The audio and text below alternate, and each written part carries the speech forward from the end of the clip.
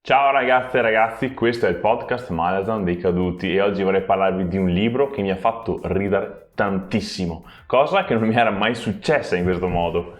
Iscrivetevi al canale così da non perdere alcuna recensione, mi raccomando. Partiamo!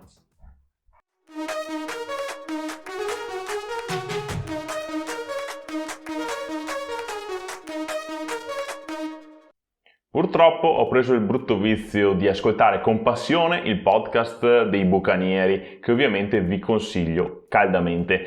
Loro cosa fanno? Leggono un libro e poi ci fanno una puntata di 1 o 2 ore, perciò hanno la possibilità di ampliare il discorso, approfondirlo a dovere, no?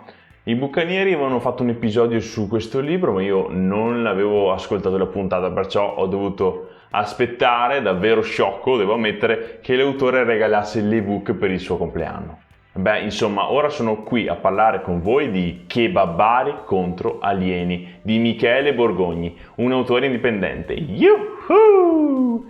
Intanto ringrazio Michele per aver messo a disposizione questa sua opera gratuitamente a suo tempo, cosa che mi ha portato a comprare il suo ultimo libro, Sangre senza batter ciglio. Inoltre volevo fargli gli auguri di compleanno, anche se in ritardo di qualche mese. Sono un cazzone, lo so. Veniamo al romanzo. Il genere in cui potremmo incasellarlo è tra fantascienza e avventura. Qualcuno lo mette anche tra i libri di cucina, ma non credo sia proprio corretto. Questo è il libro che mi ha fatto più ridere in assoluto e se vi sembra poco, pensateci un attimo. A voi capita di ridere di gusto leggendo? In una lettura generica ci sono battute spiritose, dialoghi divertenti e scene assurde che possono farvi sollevare leggermente un angolo di bocca in una specie di sorriso, ma io parlo proprio di risata sana e vera. Sì, perché quello che fa Michele è proprio questo. Mi è sembrato quasi di assistere a uno spettacolo comico su carta, incredibile. Se ve ne sto parlando adesso è proprio perché mi ha stupito alla grande, altrimenti vi assicuro che non sarei qui. Veniamo alla trama, forse la cosa più semplice di cui parlare. Siamo in una città italiana, non è ben specificato quale, e la vita scorre tranquilla per i protagonisti, fino a quando arrivano gli alieni che vogliono schiavizzare l'umanità. Boom! Basta, non c'è molto altro da dire, il che fa ridere detto così, ma è il come arriviamo a questa trama il vero punto di forza.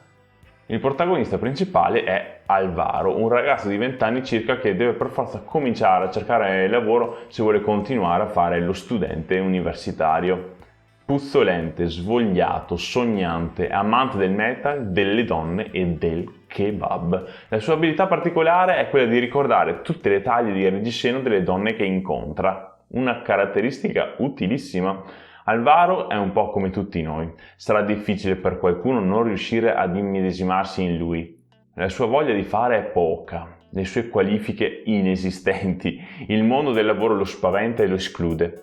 Sembra quasi che non ci sia spazio per lui fino a quando non si reca dal suo kebabaro di fiducia Ahmed, che per fortuna ha proprio bisogno di un assistente. Tra parentesi, quello che c'era prima è scomparso.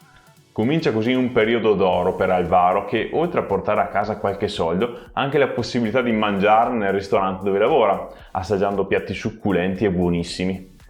Veniamo però ad Ahmed, colui che chiacchiera così tanto da farci diventare scemi. Quando inizia una frase, anche se in risposta a una semplicissima domanda, puoi star certo che non vedrai mai la fine del suo monologo e che nel mezzo riuscirà a inserire qualche insulto alla moglie.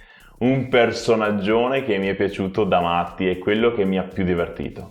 Altro personaggio importante è Ata, acronimo del nome che per esteso che ora non ricordo, è troppo lungo. Si tratta di un amico di Alvaro e nuovo coinquilino. Tra parentesi, quello che c'era prima è scomparso. Parla in modo molto forbito perché è di nobili origini, eppure suona in una band metal. Una roba strana. Mary invece è una ragazza particolare che all'improvviso entra nella vita del protagonista, bellissima e dalle doti nascoste. Per esempio, si mette a suonare la batteria per la prima volta e sembra che lo faccia da sempre. Ci sono altre persone che intervengono in questo racconto, ma vorrei soffermarmi sul modo in cui è scritto, sul modo in cui Michele scrive questa storia. Prima di tutto, l'autore ci offre un occhio contemporaneo e attuale della nostra società. Dalla ricerca di lavoro di Alvaro alla vita di un universitario, dalle amicizie alla vita di quartiere, dalle discriminazioni all'incontro tra le culture. L'autore riesce a farci ridere perché gioca continuamente con queste e molte altre cose, restando in un limbo in cui è impossibile non vedere situazioni di vita quotidiana e luoghi comuni che ci accompagnano da sempre. Oltre al fatto che i personaggi che ha costruito sono pieni di contraddizioni e di difetti, perciò è impossibile non farci coinvolgere in una sana risata.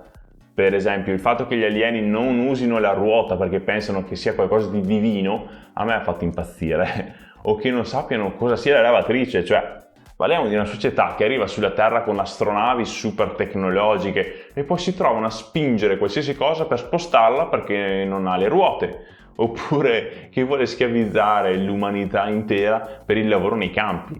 Fantastico. Si tratta di un volume di 220 pagine, mi pare, non lo so di preciso perché ho letto l'ebook, ma comunque lo leggerete molto in fretta perché si fa veramente divorare. Come un kebab, ora che ci penso. Io la prima metà l'ho letta in un sol boccone, estasiato, ma la seconda metà l'ho centellinata per non vederla finire troppo rapidamente. Di sicuro capite la sensazione se siete lettori voraci come il sottoscritto. In conclusione, devo assolutamente fare i miei più sinceri complimenti allo scrittore perché è riuscito in qualcosa di incredibile come far ridere con le parole e senza essere banale o scurrile. Complimenti per il lavoro che ha svolto, sul serio, anche considerando che è un indipendente, cioè il prodotto finale è veramente ottimo. D'ora in avanti per me sarà impossibile dimenticare i kebabari contro alieni, innanzitutto per la voglia di kebab che mi ha messo addosso, ma anche per la peculiarità dell'opera che mi rimarrà impressa per sempre. D'ora in poi, se dovrò fare un bel regalo a qualcuno, divertente e appassionante, ma anche molto emozionante, saprò cosa regalare. Emozionante, sì, perché alla fine del romanzo ero veramente commosso. Che bel viaggio, sono così contento di averlo intrapreso. Ve lo consiglio, raga, davvero. Vi lascio qui sotto in descrizione il link per raggiungere Michele, che è pure un collega youtuber. Passate a salutarlo, magari iscrivetevi al canale, ma leggete questo libro, consigliatissimo.